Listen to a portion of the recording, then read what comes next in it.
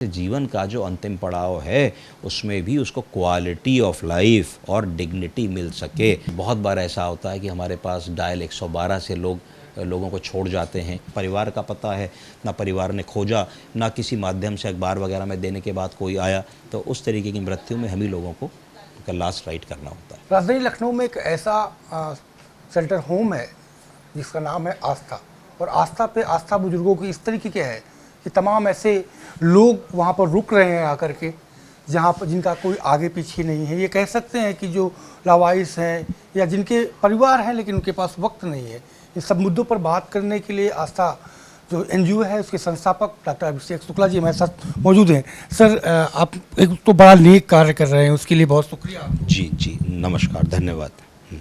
कैसे कैसे लोग आपकी जो संस्था है उस पर आ रहे हैं, उनको आप लोग सेवा दे रहे हैं? देखिए, प्रायः जो हमारी संस्था है वो बुज़ुर्गों के ऊपर काम कर रही है। बुज़ुर्गों की जो साइंस होती है, मेडिकल साइंस, उसको जीरियाट्रिक्स या जीरेंटोलॉजी कहते हैं। इसका मतलब है कि जिन लोगों ने अपनी उम्र के 60 साल पूरे कर लिए हैं और 60 साल की उम्र के बाद उन लोगों में बहुत सारे शारीरिक चेंजेस आने लगते हैं, जिसको फिजियोलॉजिकल और मॉर्फोलॉजिकल चेंजेस कहा जाता है, जिसमें उनको उम्र के साथ साथ शरीरों में बीमारियां होने लगती हैं। किसी को गठिया होने लगती है, किसी को पार्किंसन होने लगती है, किसी को न्यूरोलॉजिकल बीमारियां होने लगती हैं, किसी की याददाश्त कम हो जाती है, किसी को ब्लड प्रेशर, डायबिटीज़ और इत्यादि बीमारियां हो जाती हैं। ये बताना इसलिए ज़रूरी है कि जब ये सब होने लगता है तो आदमी पार्शली डिपेंडेंट होने लगता है, यानी कि जो अपने दैनिक कार्यों को वो पहले स्वतः कर पाता था कम उम्र में, अब उसको करने के लिए मदद की ज़रूरत पड़ने लगती है। और धीरे धीरे जब बुजुर्गावस्था बढ़ती है तो 60 से 75 वाला सेगमेंट तो अच्छा बीतता है, 75 से 85 में आदमी और बीमार पड़ने लगता है। कई बार आदमी गिर पड़ता है, चोट लगती है, कूल्हा टूटता है, स्ट्रोक होता है, पैरालिसिस होती है, हेमरेज होता है। उन परिस्थितियों में आदमी स्वतः अपना काम नहीं कर पाता और कई बार बेड रिडन हो जाता है। जब वो बेड रिडन हो जाता है तब उसको अपनी एक्टिविटीज़ ऑफ डेली लिविंग, जैसे उठना, बैठना, चलना, लैट्रिन जाना, बाथरूम जाना, मंजन करना, कपड़ा बदलना, बटन अनबटन करना, मोबाइल मिलाना, रिमोट से टीवी चलाना, ये सब काम कर पाने में बहुत दिक्कतें होती हैं। तो उसको असिस्टेड लिविंग की ज़रूरत होती है। तो असिस्टेड लिविंग, जैसे पहले बड़े परिवार थे तो घर में बहुत मेडिकल सुविधा, जिसको एक्यूट जीरियाट्रिक केयर कहा जाता है, जीरियाट्रिक ओपीडी की सुविधा जो हमारा 30 दिन 12 महीने चलती है, जिसमें सुबह 10 बजे से लेकर के रात 10 बजे तक कोई भी बुज़ुर्ग व्यक्ति दिखाने आ सकता है हमारी जीरियाट्रिक टीम को। इसके अलावा एक असिस्टेड लिविंग सुविधा है जहां ऐसे लोग जो डिसेबल्ड हो चुके हैं, जिनमें अब आशा की किरण नहीं है कि वो ठीक हो सकते हैं, पर जब तक जीवन है तब तक उनको देखभाल और सेवा की ज़रूरत है, जिससे बेड सोर्स ना हो जाएं और कॉम्प्लिकेशंस ना हो जाएं, जिसको दीर्घकालीन देखभाल भी कहा जाता है। इसको हॉस्पिस केयर भी कहते हैं। प्राण प्रणय आश्रय, यानी कि प्राण पखेरु, प्रणय होने से पहले का जो समय है, 2 महीने, 3 महीने, 4 महीने का, जिस समय आदमी बहुत बीमार है और टर्मिनली इल है और उसको सारी सेवा की ज़रूरत है। क्यों उसकी ज़रूरत है? इसकी ज़रूरत इसलिए है जिससे जीवन का जो अंतिम पड़ाव है उसमें भी उसको क्वालिटी ऑफ लाइफ और डिग्निटी मिल सके, अर्थात अंतिम पड़ाव में भी उसको स्वाभिमान और स्वावलंबन के साथ वो इस जीवन को छोड़े। ये हमारा उद्देश्य होता है जिसको हम लोग यहाँ पे करते हैं। क्या कोई चार्जेस लेते हैं आप लोग? देखिए, हमारे यहाँ जैसे आस्था की सदस्यता है, कोई भी सीनियर सिटीज़न 1200 रुपये साल दे करके हमारा सदस्य बन जाता है, 100 रुपये महीना, और उसकी एक फ़ाइल खुल जाती है, नंबर बन जाता है, जिस पे वो 1 वर्ष में कितनी बार भी जीरियाट्रिक ओपीडी की सुविधाओं को ले सकता है। और जीरियाट्रिक ओपीडी की सुविधाओं के साथ साथ बुज़ुर्गों की जो छोटी छोटी बातें होती है, भाई इंजेक्शन लगा दो, ड्रिप लगा दो, ब्लड प्रेशर नाप दो, ये कर दो, ये सब भी चीज़ें उसमें शामिल रहती हैं। इसके अतिरिक्त हमारी संस्था पे 5 एम्बुलेंसेज हैं, वेल इक्विप्ड, ALS BLS। कभी भी इनको ज़रूरत पड़ती है तो तत्काल प्रभाव से वो एम्बुलेंस कॉल कर सकते हैं और एम्बुलेंस एक 15 से 20 मिनट के भीतर उन तक ज़रूर पहुँचेगी।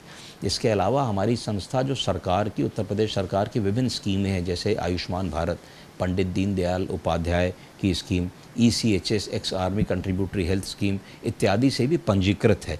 तो अधिकतर सीनियर सिटीजन्स तो अब जो 70 साल के ऊपर हैं आयुष्मान में कवर्ड हैं, तो इसके चलते उनको हमारे यहाँ काफ़ी अच्छी सुविधाएं उपलब्ध हैं। किस किस तरीके के लोग जो हैं वो यहाँ पर आए हुए हैं जिनको आप सेवा दे रहे हैं? देखिए, यहाँ पे हमारे पास 3 प्रकार के लोग हैं। एक ऐसे लोग जिनको कोई ऐसी बीमारी है जो एक्यूट इन नेचर है, हार्ट अटैक आ गया, ब्रेन अटैक आ गया, स्ट्रोक आ गया, पैरालिसिस हो गई, हड्डी टूट गई, तो एक तो वो कंटेंट वाले मरीज़ हैं जो किसी बीमारी के लिए आए और ठीक होकर के घर चले जाएंगे। एक उस कंटेंट के मरीज़ हैं जिनको पैलेटिव केयर की ज़रूरत है, अर्थात उनको कोई ऐसी बीमारी हो गई है जिसमें उन्होंने सारा इलाज कराने की कोशिश की है, पर अब उस इलाज से कोई निष्कर्ष नहीं निकल रहा है और बड़े अस्पताल के बड़े चिकित्सक ने ये कह दिया है कि भाई अब जो कर सकते थे हमने किया, अब घर ले जाइए, गंगा जल पिलाइए, सेवा कीजिए। उस स्थिति को हम लोग पैलेटिव केयर कहते हैं और बेस्ट सपोर्टिव केयर दे करके उनके उस समय को भी बेस्ट और खुशनुमा बनाने की कोशिश करते हैं। तीसरे उस स्थिति के लोग हैं जो प्रायः अकेले थे या जिनके पास बहुत सारा इंफ्रास्ट्रक्चर एस्टैब्लिशमेंट नहीं था, जिनको ओल्ड एज में रहने की प्रॉब्लम है, तो उनको हमारा एक आश्रम है जिसका नाम है श्री सच्चिदानंद निष्काम सेवा ट्रस्ट। वहाँ पे हम लोग बहुत अच्छी सुविधा प्लस आश्रम का वहाँ पे इंफ्रास्ट्रक्चर, जहाँ पूजा पाठ, बहुत पॉजिटिव एनर्जी मिलती है, वहाँ पे वो लोग अपने जीवन व्यापन और अंतिम समय में लंबे समय तक रह सकते हैं। ऐसे लोग भी हैं जिनका आगे पीछे कोई नहीं है, लेकिन लास्ट में फिर जब क्रिमिनेशन टाइप तक की जो सेवाएं होती हैं। 2 दिन पहले ही इस तरीके की एक सिचुएशन हमारे पास आई कि हमारे सेंटर में एक व्यक्ति करीब 14 साल से रह रहे थे और वो नहीं रहे, और उनके ना रहने के बाद बहुत मुश्किल से हम लोगों ने उनको क्रिमिनेशन किया। उसमें पुलिस का भी इन्वॉल्वमेंट लेना पड़ा क्योंकि परिवार के लोग उपलब्ध नहीं थे और जो उपलब्ध थे वो इस जिम्मेदारी से बचना चाह रहे थे। तो बहुत बार ऐसा होता है कि हमारे पास डायल 112 से लोगों को छोड़ जाते हैं। एक एग्ज़ाम्पल दूँ तो एक व्यक्ति हैं जिनको हमने नाम दिया हरी। उनको करीब आज से 8-9 साल पहले हमारे यहाँ एक व्यक्ति ने फ़ोन किया कि साहब गोमती नगर ब्रिज के नीचे एक व्यक्ति को एक गाड़ी हिट करके चली गई है, खून बह रहा है, आके मदद कीजिए। हमारी गाड़ी पहुंची, उनको ले करके आई, लाई तो देखा कि भाई वो ना अपना नाम बता पा रहे हैं, कुछ दिमाग से कमज़ोर लगे। प्राइमरी मैनेजमेंट हम लोगों ने किया, उनको सिविल या बलरामपुर अस्पताल हमारी टीम ले गई। वहाँ पे ये वो हड्डी टूटी है, नाम पूछा गया, नाम नहीं पता था, तो हम लोगों ने उनको हरी बोलने लगे, तो तब से उनका नाम हरी हो गया। तो ऐसे भी लोग हैं जिनका कोई भी नहीं है, और बहुत कोशिश की हम लोगों ने मीडिया के माध्यम से, गवर्नमेंट के माध्यम से कि उनको उनके परिवारों से कनेक्ट किया जा सके, पर वो संभव नहीं हो पाया। तो ऐसी स्थिति में जब डेथ होती है तो हमारे पास उनका लास्ट राइट करने के अलावा कोई चारा नहीं होता, क्योंकि 10-12 साल से उनका कोई कनेक्शन नहीं है, ना परिवार का पता है, ना परिवार ने खोजा, ना किसी माध्यम से अखबार वगैरह में देने के बाद कोई आया। तो उस तरीके की मृत्यु में हम ही लोगों को उनका लास्ट राइट करना होता है। हमसे बात करने की, तो आपने सुना अभिषेक जी को, जिनका डॉक्टर अभिषेक जी को, जिनके साफ तौर पे किस तरीके से सेवाएं दी जा रही हैं, जिनका कोई भी नहीं है। उनका आस्था जो एनजीओ है वो पूरी तरीके से उनके साथ खड़ी हुई है। कैमरा पर्सन आशुतोष शुक्ल के साथ Sanjay Pratap Singh, live news x, Lucknow.